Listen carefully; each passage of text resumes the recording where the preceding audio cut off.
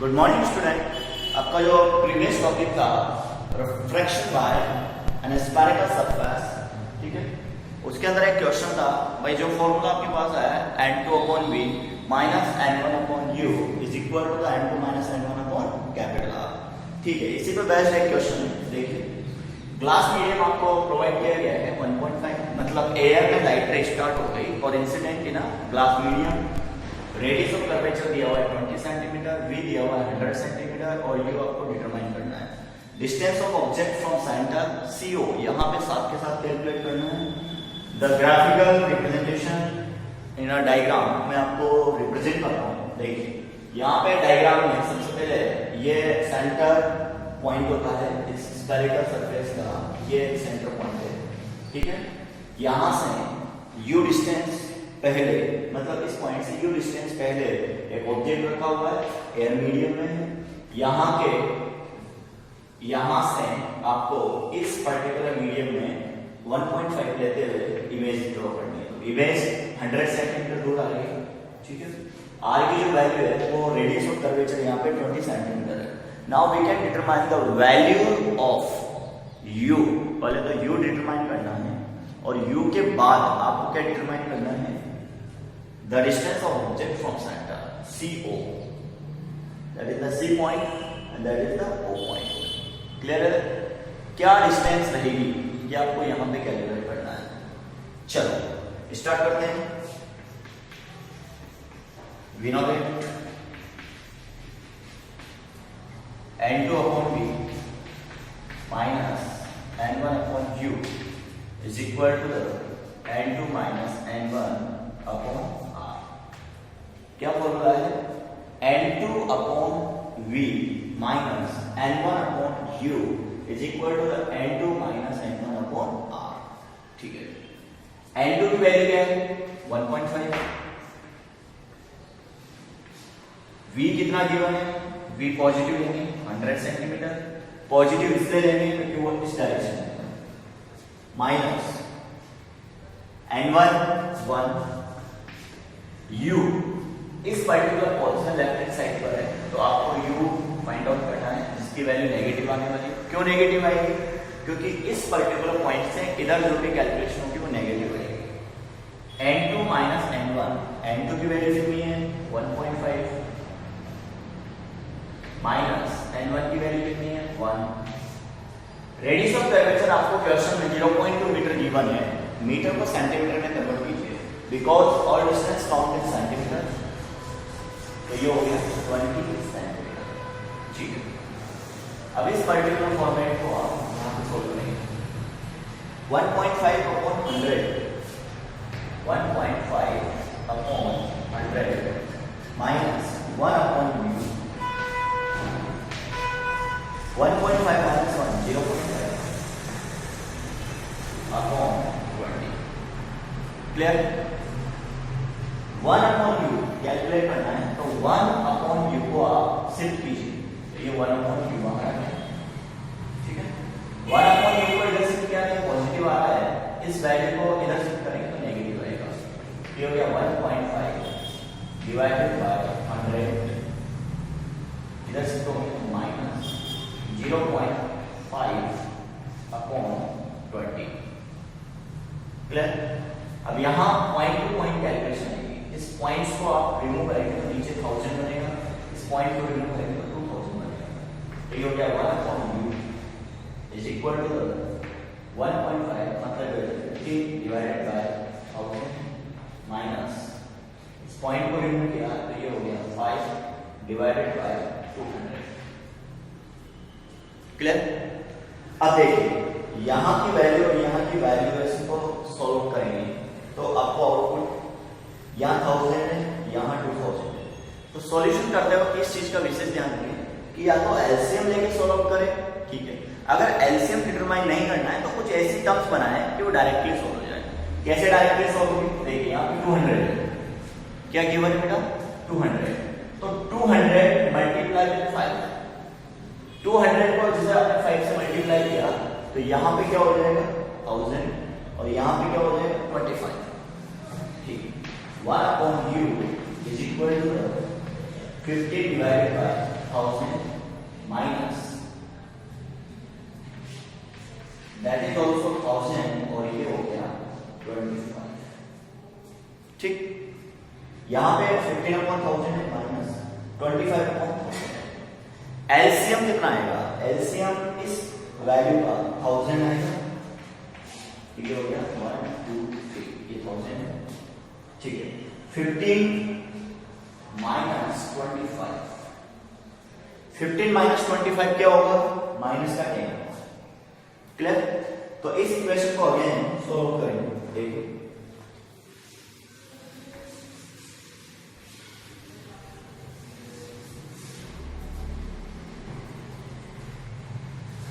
1/u is equal to minus 10/100। 1000 0 से 0 cancel out, that is minus 1/100। तो यहां से u बराबर क्या आ गया? Minus 100 centimetre. What is the value of u?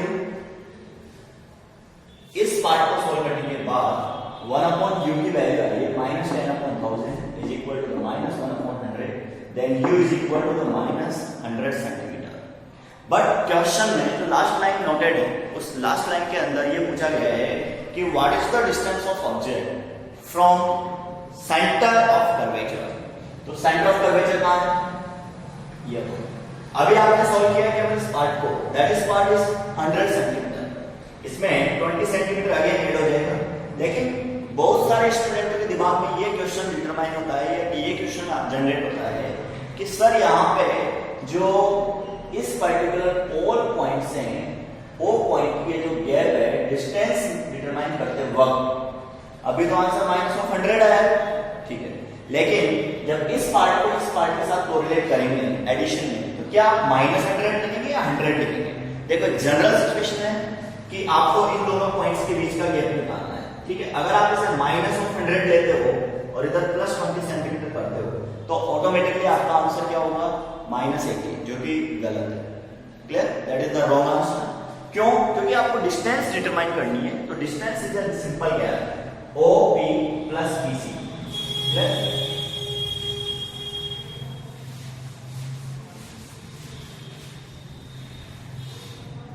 देखो डिस्टेंस कोरिलेट करना है, इसका मतलब CO फाइंड आउट करना है। CO बराबर PC plus PO। What is the value of PC? 20 centimetre. What is the value of PO? 100 centimetre. Clear? और that is your answer. Complete answer है आपका 120 centimetre. Clear? That is the final answer of this question. तो ऐसे question यहाँ पे important है जो केवल सिंगल वन स्फेरिकल सरफेस से रिलेटेड है। इसमें और भी क्वेश्चन है जो आपको एक्सरसाइज में गिवन है। ठीक है, अब देखिए अब आपका नेक्स्ट टॉपिक आता है लेंस, उसको स्टार्ट करेंगे। Good morning student. देखिए बेटा अब आपका नेक्स्ट टॉपिक आता है लेंस। ठीक है,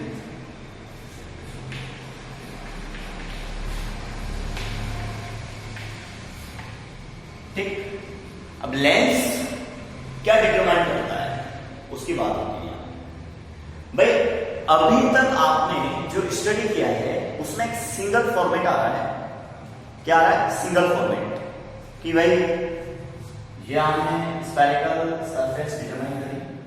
ठीक है, ये सिंगल स्फेरिकल सरफेस है। तो सिंगल स्फेरिकल सरफेस है तो ये क्या है? 50% ऑफ लेंस।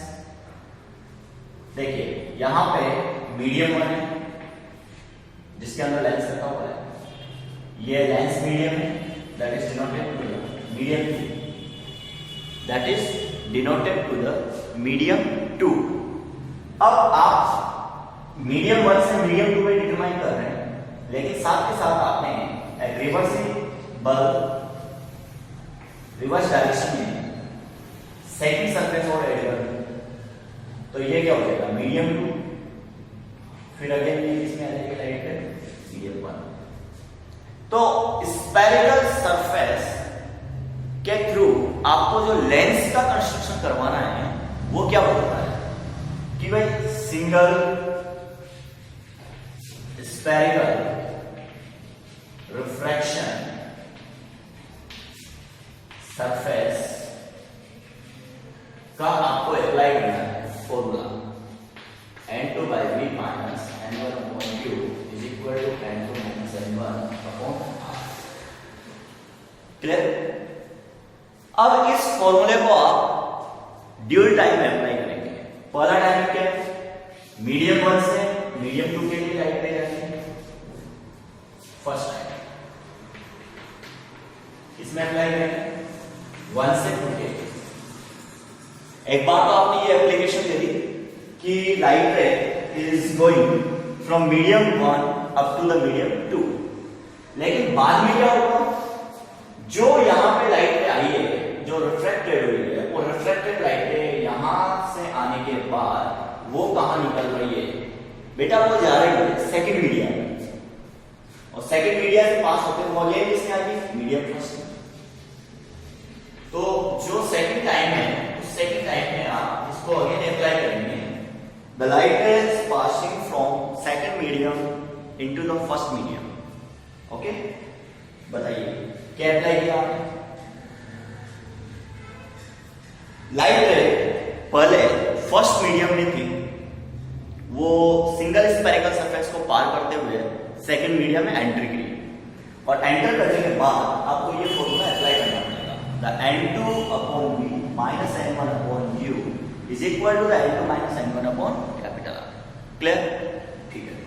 लेकिन जब आप इस फॉर्मूले को एक बार अप्लाई कर रहे हैं, जब मीडियम 1 से 2 में लाइट जा रही है, तो आपको विशेष ध्यान रखना है n2 वह मीडियम होता है जिसके अंदर इमेज ड्रॉ की जाती है। मैंने आपको ये प्रीवियस लेक्चर में भी समझाया था कि n2 के जस्ट नीचे v इसलिए आ रहा है क्योंकि वो उस मीडियम में इमेज प्रोड्यूस कर रहा है। ठीक है। n1 के नीचे u इसलिए आ रहा है डिनोमिनेटर में क्योंकि इस मीडियम के अंदर ऑब्जेक्ट रखा हुआ है। लेकिन जैसे आप सेकंड मीडियम के लिए अप्लाई करेंगे तो ये दोनों क्या हो जाएंगे? इंटरचेंज। क्यों इंटरचेंज हो जाएंगे? क्योंकि जो फाइनल इमेज आएगी वो मीडियम फर्स्ट में आएगी, और जो लाइट यहाँ पे एंटर होने वाली है इस वाले पार्ट पर, वो मीडियम सेकंड में आ जाएगी। तो फर्स्ट इक्वेशन जो फर्स्ट टाइम अप्लाई हुआ लेंस मेकर फॉर्मूले के अंदर, उसमें आपको विशेष ध्यान रखना है कि पहले केस के लिए तो हम आपको क्या प्रोवाइड कर रहे हैं? सर मीडियम 1 में ऑब्जेक्ट है, मीडियम 2 में इमेज है। क्लियर? पार्शियल इमेज होती है आइडियस, लेकिन जब फाइनल इमेज की बारी आएगी तो उसमें आपको कहना पड़ेगा कि फाइनल इमेज एयर में बन रही है या n1 में बन रही है। तो फाइनल जो डिस्टेंस होगी वो n1 के जस्ट नीचे प्रोड्यूस होगी। तो n1 upon final image distance, और जो n2 होगा उसमें केवल आपको पार्शियल ऑर्डर आइडियस लेंगे तो बीडीएस वहां पे रखना पड़ेगा। तो ये सब चीजें तो आपको कहां पे अप्लाई करनी है? लेंस मेकर फॉर्मूले में। ये मैंने इसलिए समझाया है कि लेंस किससे मिलकर बना होता है? 2 स्फेरिकल सरफेस से मिलकर बना होता है, इसलिए यह फॉर्मूला 2 बार अप्लाई करना पड़ेगा। ओके, चलो ये तो यहां पे इसका डिस्कशन था।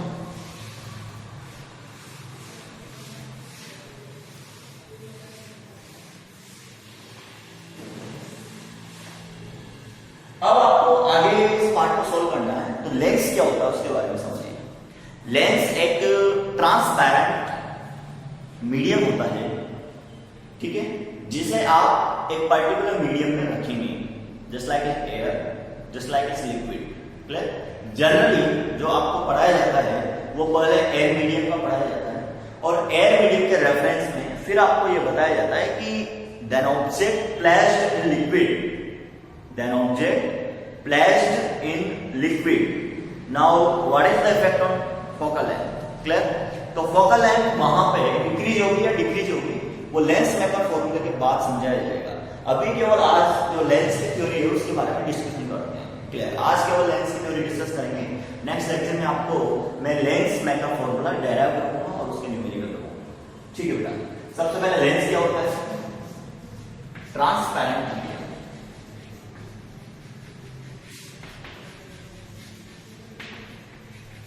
क्या होता है बेटा? ट्रांसपेरेंट मीडियम होता है लेंस। क्लियर? लेंस की एप्लीकेशन किस पर बेस्ड है?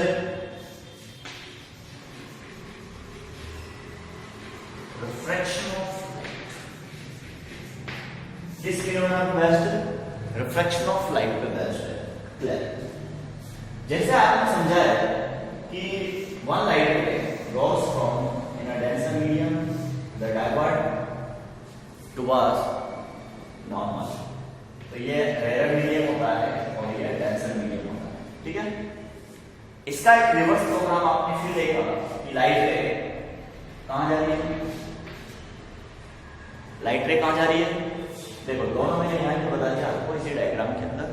तो आपको फर्स्ट रेस में जाना है, टू रेस में जाना है।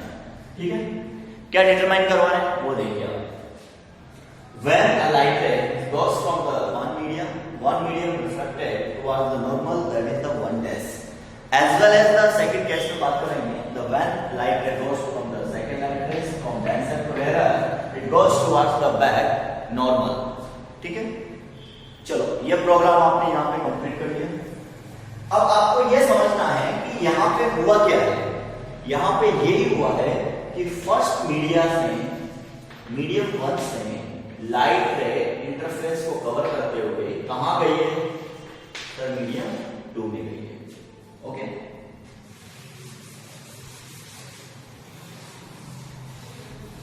ठीक। अब लेंस क्या होता है? लेंस भी इसी पे बेस्ड होता है भाई। जो इंटरफेस ऑफ मीडिया आपने कवर किया वो इंटरफेस ऑफ मीडिया यहाँ 2 टाइम्स क्रिएट होता है। Medium 1 one sided to medium 2 and next sided medium 2 से मीडियम 1। तो यहाँ पे ड्यूल इंटरफेस ऑफ मीडिया होता है, that is the packaging of the single transparent medium. कौन सा मीडियम होता है? समांगी माध्यम होता है। क्या होता है बेटा? ये समांगी माध्यम। समांगी माध्यम का मतलब होता है यूनिफॉर्म। ठीक है, माध्यम का मतलब होता है medium. Uniform medium, clear? Symmetrical medium भी बोल सकते हैं आप उसे। और हमेशा याद रखें कि समांगी मतलब एक सिंगल मीडियम होगा जिसकी क्वालिटी कौन सी होगी? ट्रांसपेरेंट होगी। क्लियर? लेंस कब काम में आता है? जब आप उसे वन साइडेड आप ऑब्जेक्ट रखेंगे, अदर साइडेड आप इमेज उसकी शो कर रहे हैं। क्लियर? ये लेंस की क्वालिटी है।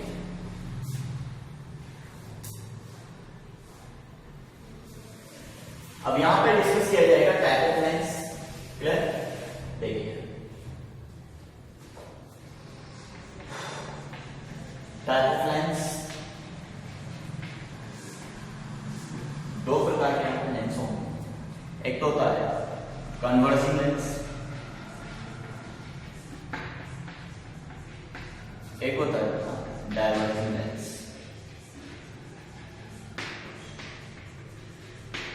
ठीक है, कन्वर्जिंग लेंस को यहां पे आप कॉन्वेक्स लेंस के नाम से जानते हैं, डाइवर्जिंग लेंस को आप कॉनकेव के नाम से जानते हैं।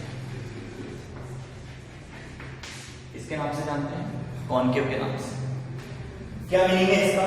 देखिए, कॉन्वेक्स लेंस, कन्वर्जिंग लेंस, तो ये आपने एक लेंस बनाया।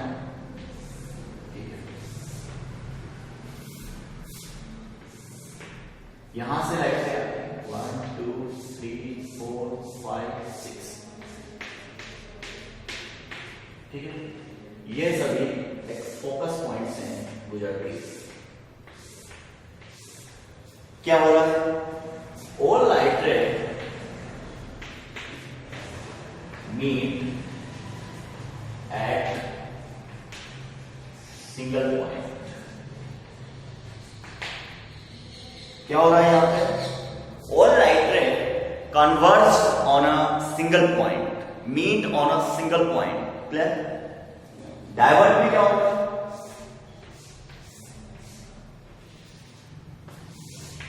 देखिए डाइवर्ट में क्या होता है, ये भी देखिए।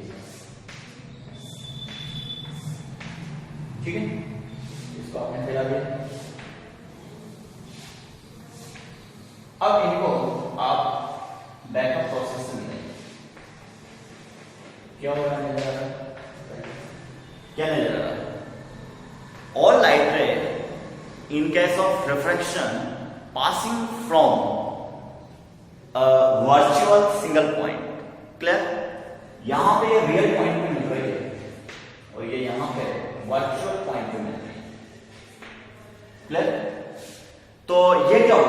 डायवर्जिंग लेंस होता है। ठीक, अब कॉन्वेक्स कॉनकेव लेंस के भी कुछ टाइप्स होते हैं, उनके बारे में हम डिस्कस करते हैं।